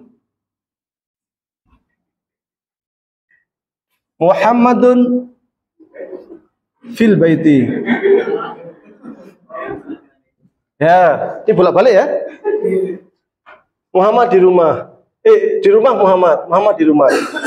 Secara bahasa, secara kaidah bahasa, ini seakan-akan bolak-balik, tetapi maknanya beda kalau dalam kitab Alfiyah bin Malik. Ya, ketika jumlah mubtada khobar, ini kan mubtada khobar nih. Ya, mubtada dan khobar. Ini bisa normal, ini kan bisa normal. Mestinya kan mubtada dulu baru khobar. Kalau ini khobar dulu baru mubtada. Ketika mubtada susunan mubtada khobar bisa normal, kok dibalik? Maka ada tujuan tertentu. Apa itu? Kalau saya mengatakan Muhammad fil bait, itu berarti namanya jumlah khobariyah ini. Sekedar informasi, Muhammad di rumah, informasi saja. Tapi ketika saya balik fil bait Muhammad, ini bukan sembarangan. Yang di rumah itu si Muhammad, bukan Paijo, bukan Pariem, Muhammad. Jadi punya tujuan litakid. Hanya gara-gara balik kayak iya karena na'budu, mestinya kan na'budukallah. Tapi iya kan maf'ulun bi kok didahulukan? Mestinya maf'ulun bi itu jatuh setelah fi'il fa'il baru maf'ul, bukan maf'ul baru fi'il fa'il.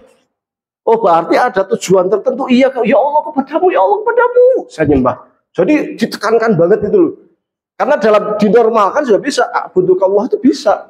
Tapi kalau a'budukallah itu jumlah khobariyah biasa.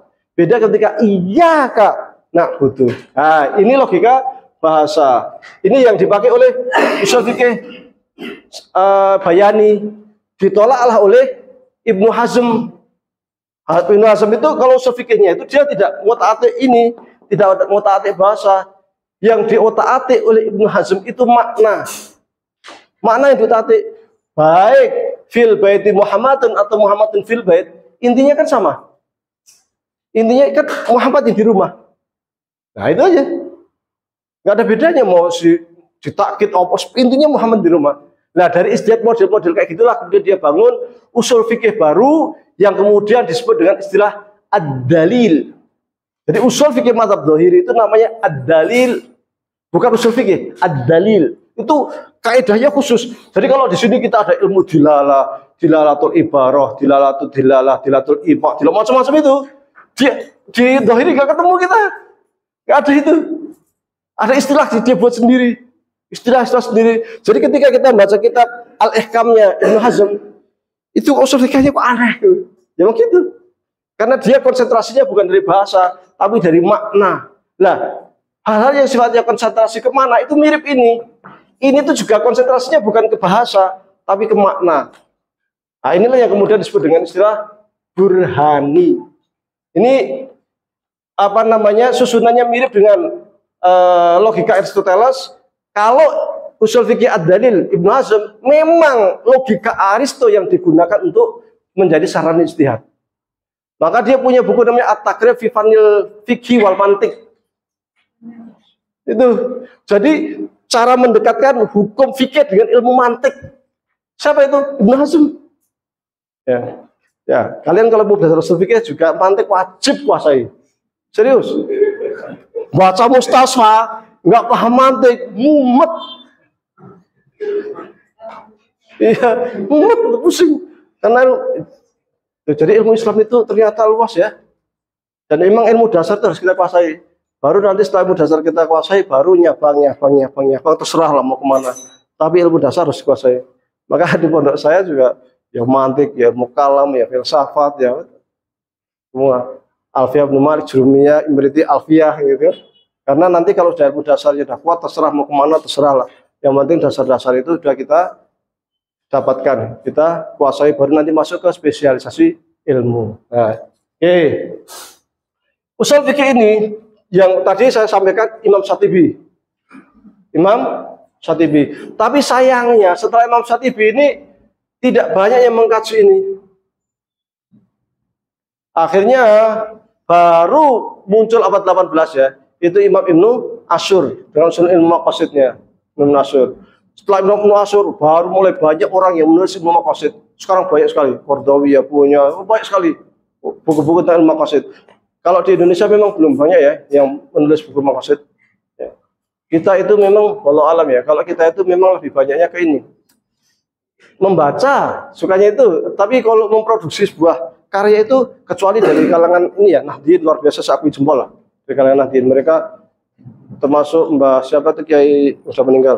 Itu punya sufi sangat bagus juga itu. Dari Pati. Kiai Sahal Mahfud. Itu bagus itu. Ya Arwani punya 4 jilid ilmu qiraat dan berbahasa Arab. Mereka kalau nulis buku itu bahasa Arab, bagus-bagus ya. Kalau orang Muhammadiyah itu lemah sekali.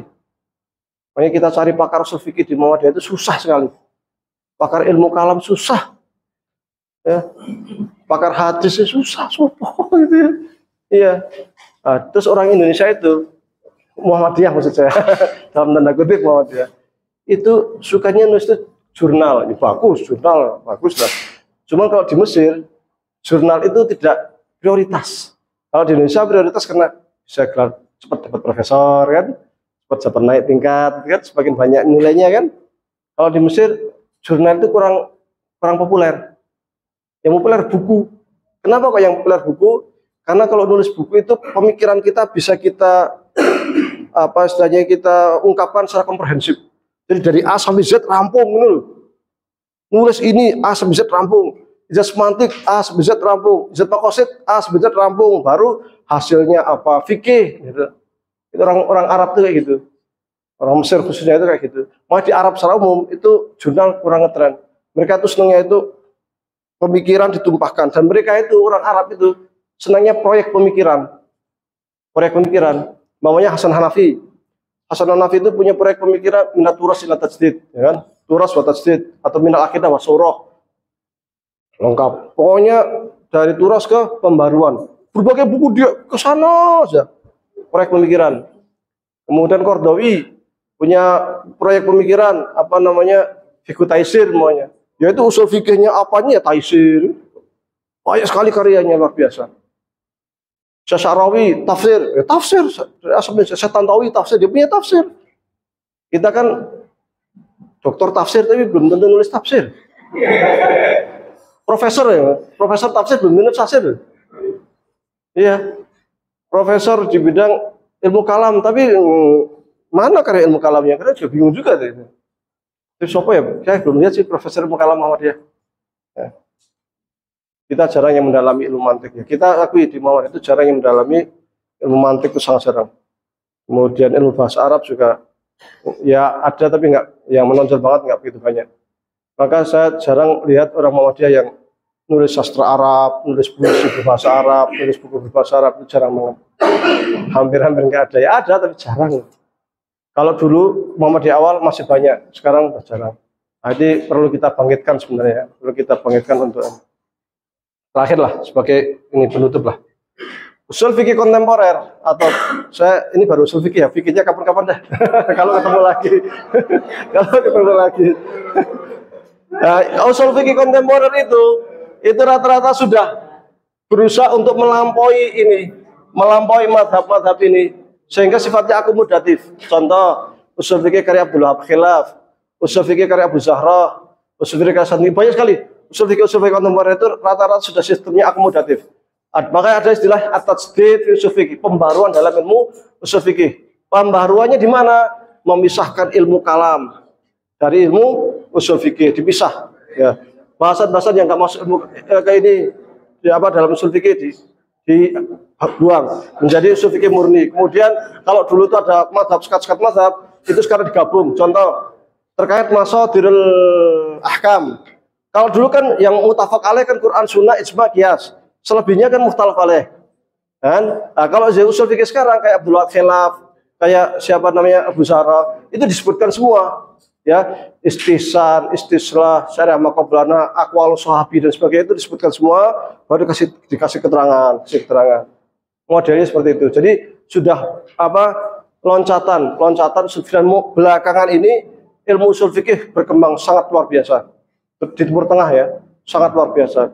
Bahasanya sudah mulai dispesifikkan, namanya terkait hifdzul aqal ini diperdalam, hifdzun nasal diperdalam, macam-macam.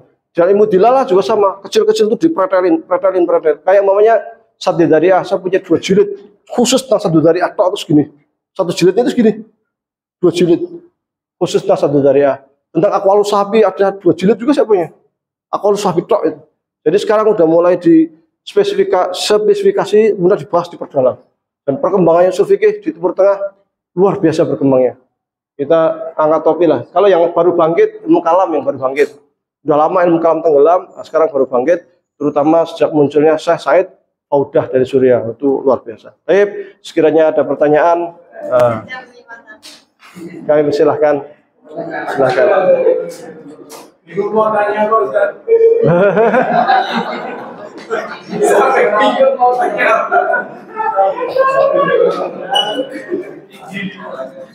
Ya, selesai. Ya. Karena ini, ya intinya pemancing aja lah. Mancing, ternyata ilmu itu luas ya. Ternyata ilmu itu nggak sederhana gitu ya. Jadi kita belum apa-apa dibanding para ulama-ulama kita yang sangat luar biasa. Maka sangat naif. Makanya saya bilang di awal, sangat naif ke orang yang baru hijrah langsung ceramah, langsung berfatwa. Naif, karena itu butuh penguasaan yang sangat banyak. Ya, kalau udah kuasa ini, nanti kalau pengen belajar fikih ya fikih itu juga ada caranya bagaimana menguasai fikih, nggak loncat-loncat apa macam-macam ya. Jadi mudah-mudahan bermanfaat. Ya, mudah-mudahan kita minimal ada asupan baru lah, minimal. Oh ternyata usul fikih itu begini, nah ada gambaran. Tapi saya dulu pernah belajar di pesantren, iya kok belajar di pesantren usul fikih nggak kayak gini ya katanya. Dulu diajari kok nggak kayak gini ya. Ya begitulah. Jadi kadang guru itu macam-macam. Kalau ada yang modelnya itu cuma klasikal biasa, ada yang kemana-mana. Ini kalau nanti mau dikomparasikan dengan filsafat lebih seru lagi sebenarnya. Tapi harus baca dulu, kalau nggak paham ya sama saja. Ya, tapi kurang lebih mohon maaf. Aku lupa lihat. Astagfirullahaladzim. Assalamualaikum warahmatullahi wabarakatuh.